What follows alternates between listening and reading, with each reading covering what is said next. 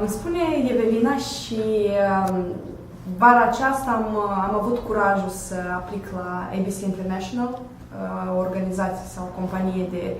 work and travel, și am decis să plec în Delaware. Aveam emoții și eram foarte entuziasmată pentru că îmi imaginam de cuantumul și oportunităților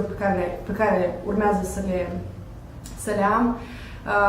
Am avut un job, preparam înghețată și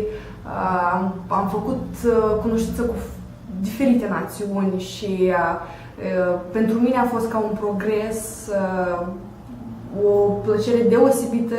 de a mă afla în anturajul american și niciodată n-am să regret de alegerea făcută, pentru că compania Work and Travel mi-a dat posibilitatea să mă recunosc pe mine încă o dată, să văd de ce sunt în stare și cred că o să puteți să faceți și voi același lucru. Aplicați la programul Work and Travel și visele devin realitate.